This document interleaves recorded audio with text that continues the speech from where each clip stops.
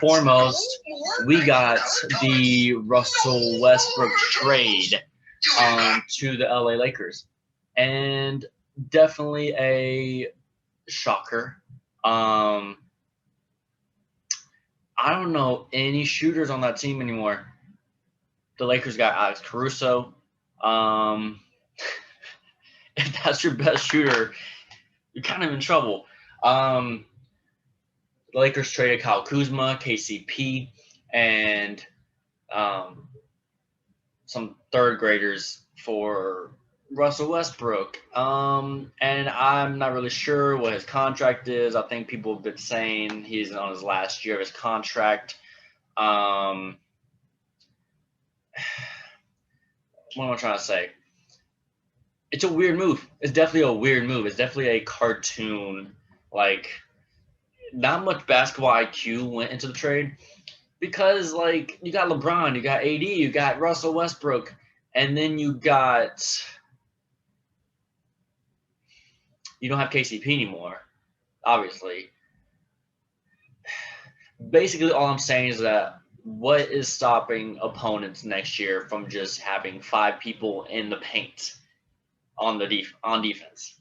You're going to want Russell Westbrook to shoot threes. AD has been a little shaky with threes, and you already know LeBron's going to make some threes here and there, but it's very a lot of questions.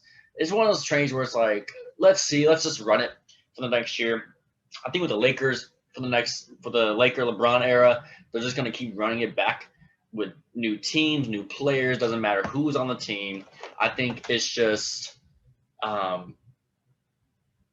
LeBron effect. You're going to want to go all in every year when you have a guy that could retire soon or in 2 or 3 years, who knows.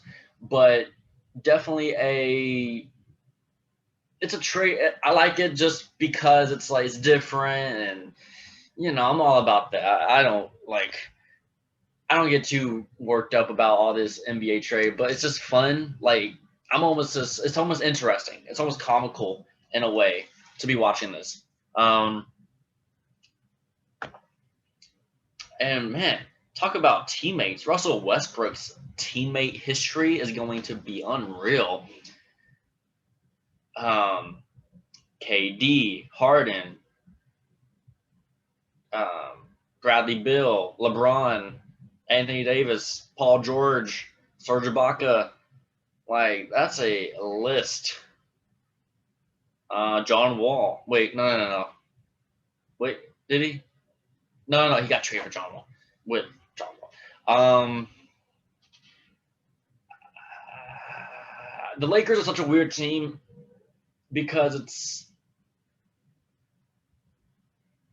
I was about to say if the Lakers can get in the playoffs, they're good, but I mean that didn't happen this past year. It's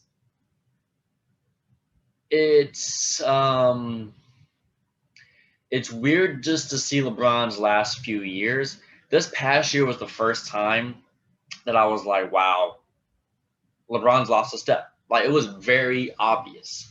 And it was the first time I've ever experienced that. It was very different to watch. It was a little sad to see, your favorite athlete in your favorite sport kind of like start diminishing. But it was going to happen sooner or later. But I'm just interested to see how this is going to go. I think it'll be okay. I don't think they got better. I don't think they got worse.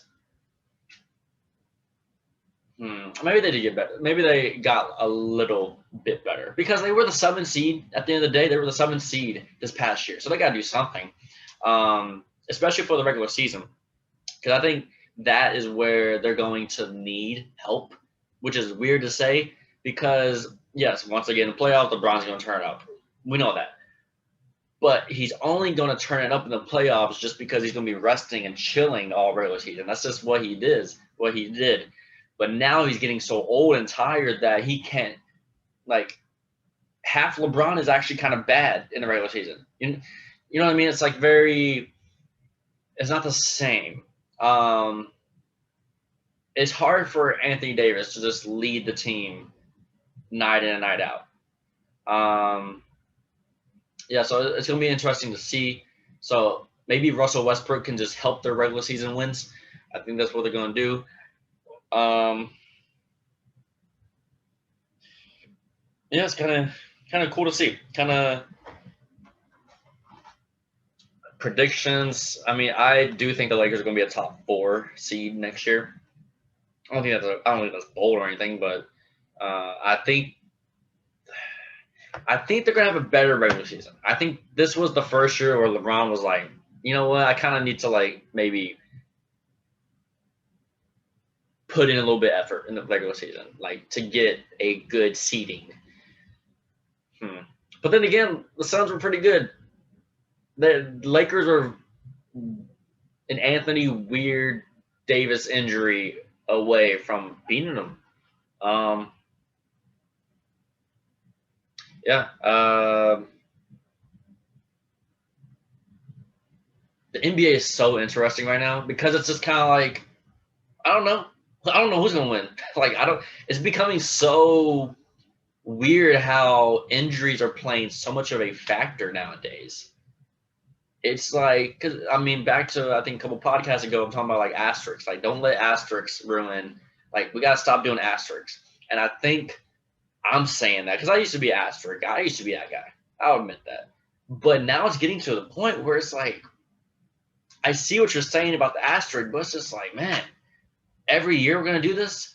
Like it's been 7 straight years of an asterisk. Asterisk. I can't say this word. Okay. 2015, 2016, 17, 18, 19, 20. It's been 7 years of a legit asterisk in every title. Like it's an understandable asterisk. Asterisk. I don't know. From I will perfectly say since 2015 there has been one huge factor that has led to the team winning a championship. One huge factor of like an injury of another team, a bad situation from another team that led this other team to actually win the championship. And it's been happening every year for the last 7 years, and it's just kind of normal now. It's almost like you got to depend on injuries.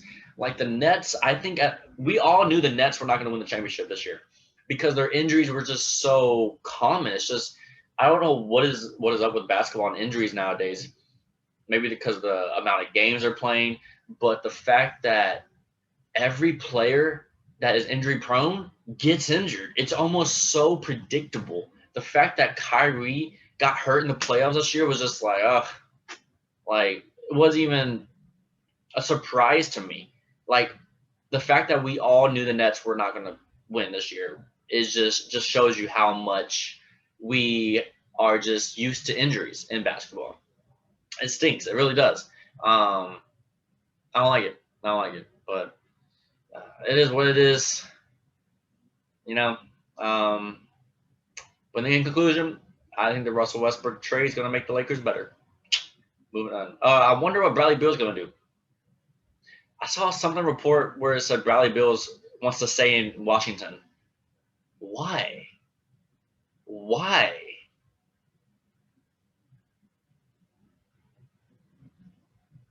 I don't know, man.